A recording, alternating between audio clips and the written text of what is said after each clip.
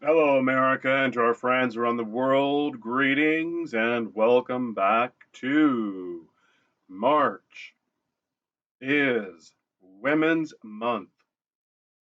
Police find 1 week old baby and toddler covered in excrement after mom allegedly left them home alone so she could drink. She now faces multiple neglect related charges. Sandra Henriquez of Indiana. The middle of March, responded to a report that a vehicle had struck a pole. Officers asked Henriquez, who was described as having slurred speech, if she had any children after noticing a car seat in her vehicle. She did not respond. Following the collision, Henriquez was taken to the hospital and then to jail. Do not pass go. Do not pass do not collect $200. All the trite and amusing little ha-has in there. So she lied to the police by telling them she didn't have any, they say dependents, but we all know what she means. Oh no, I don't have any children. But later admitted that she did have children and was unwilling to share the home address. And why? Well, I mean, the headline already gives it away. And again, this is out of People magazine, and they got this from something called the Star Press. I don't know who they are. Link is in the description, of course. Archive these, and share them with other people. You don't even have to share my video. Just share these stories when anybody wants to tout just how wonderful the gynocracy is. Easily in just the last week, I've covered a dozen different individual women who have committed some form of abuse that was either abuse or ended up in the termination of somebody's life or something's life in the case of the dog. And that's just in the last week. Now, I've just concluded recording March 31 video to wrap up the end of the month. And there's a couple more profiles. I'm thinking about covering the Icelandic children's minister who revealed that she knocked up a teenager decades ago, or not, that she was allowed a teenager to get her pregnant, uh, you know, statutory. And then the prison guard in Britain. And there's an epidemic of these women in prisons, running off with their charges, the incarcerated individuals, and either making an escape or taking them with them for, you know, um, adult activities. It, at this point, as I said, just in the last week, there's a dozen different profiles. And throughout this month, you'll find easily 2 dozen or more individual profiles of women demonstrating a variety of degrees of abuse towards children, animals, and adults. All right, so let's get on to the rest of this story. According to the newspaper, the officer wrote that the mom of two had multiple opportunities to inform officers, as we last left off, that she first denied having children and then later refused, after admitting having children, refused to identify their address to be able to perform a welfare check that they were being properly cared for. So the police are interviewed and state that she had multiple opportunities to inform officers and other staff about her children being home alone. Was even asked about children, but refused to provide that information. So while she's in custody in Muncie, Indiana, they go to her address in late afternoon, or mid afternoon rather, on March 12th, and two babies. If I'm not mistaken, the toddler that they refer to is barely a year old, and the newborn is weeks old. So the police arrived, forced entry because the door was locked, as you may have read at the bottom of the paragraph there on the previous slide. 1 year old, 1 week old, covered in excrement. Affidavit said infant was covered in excrement and urine and cyanotic. If you're not aware of what urgently cyanotic means, that is a symptom of hypoxia. When you have the human body at sea level is going to be roughly 95% oxygen saturation of their blood. And when you're flying at altitude, or if you're smoking, you're going to have a decreased level. So if you're drinking alcohol, for example, alcohol, marijuana, cigarette smoke, they bond more rapidly to oxygen or to blood cells than oxygen. When you go up in altitude, there's less oxygen molecules because the pressure is less dense, and therefore there's less oxygen molecules to draw from in which to attach to your red blood cells.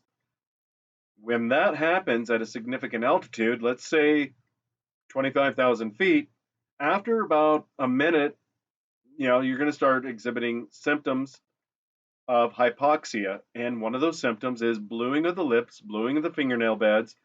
And as time progresses, you're going to do what's called the funky chicken, which is involuntary muscle control, or the lack of ability to have it. You're going to go into spasms, involuntary muscle spasms, because that is a symptom of your muscles crying out for oxygen.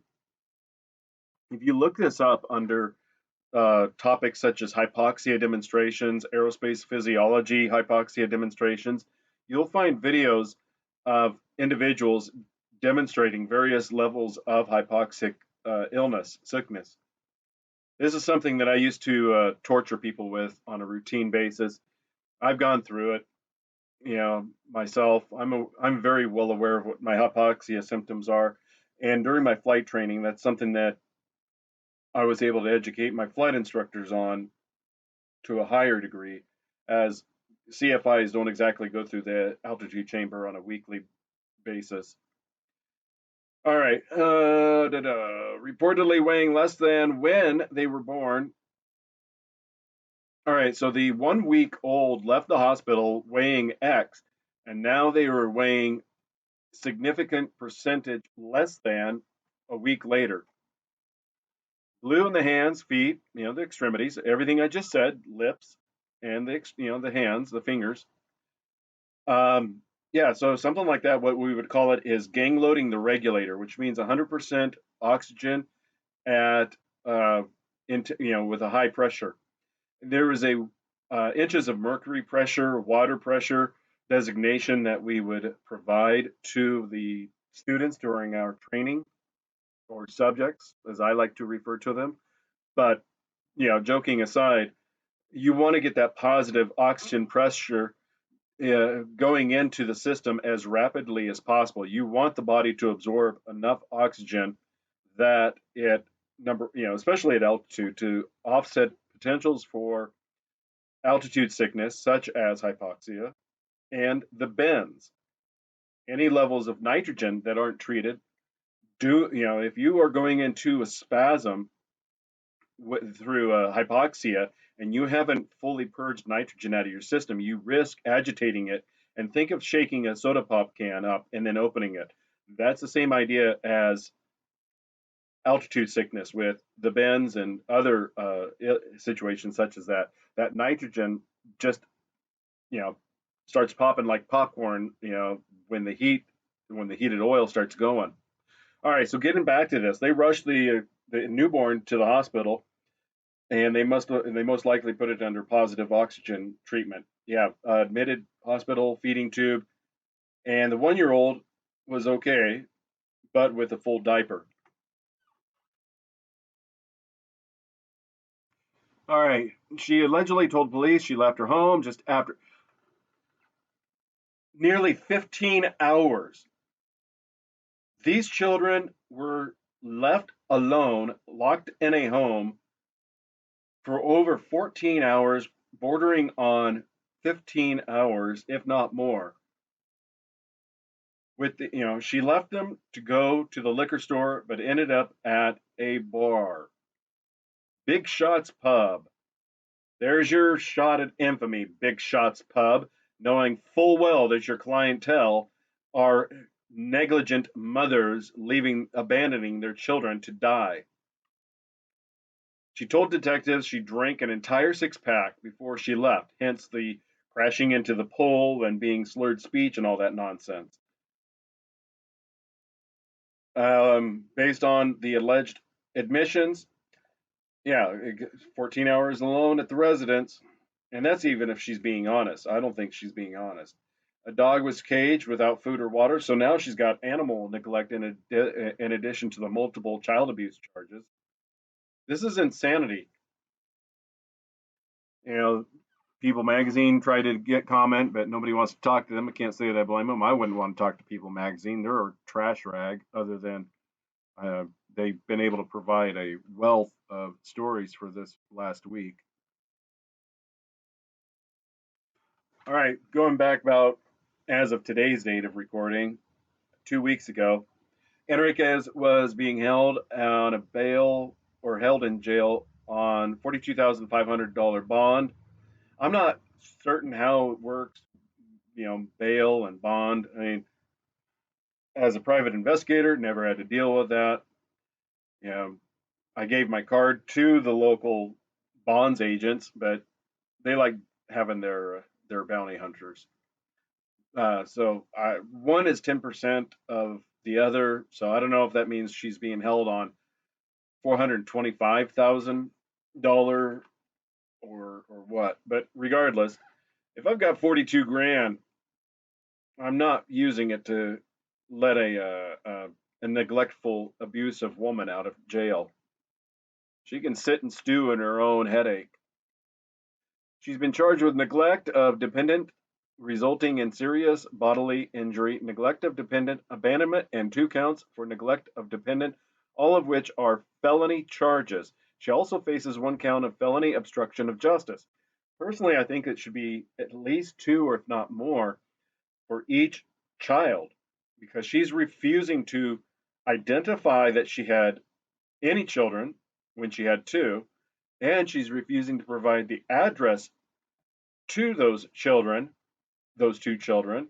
So that's obstruction on 4 different charges, but maybe this is all they feel like they can really hammer her down for, because we live in a gynocracy, and that means it is a gynocracy is, yeah, all right. A bureaucracy is when you're ruled by agencies and agents that aren't elected but are appointed by some other entity.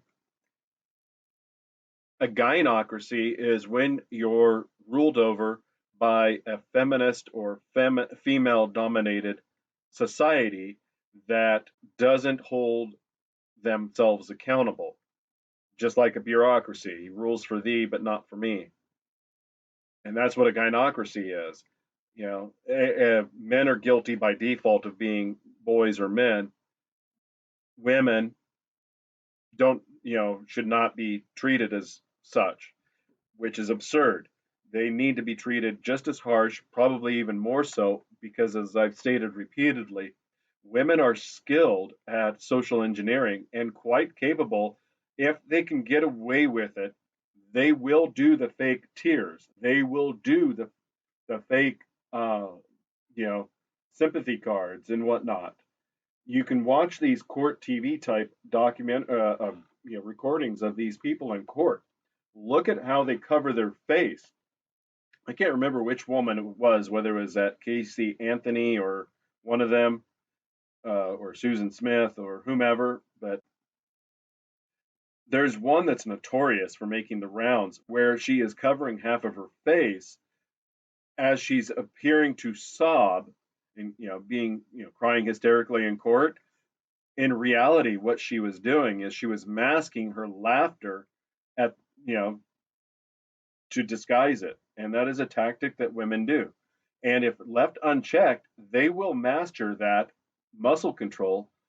If you've been following any of the other videos I've done in regards to the body language training based off of the ellipsis, incorporating Dr. Ekman's information to enhance what Chase Hughes has created with his ellipsis behavioral table of elements, that's something that I cover is the action units, the micro expression training tools. They're only to help you identify these things.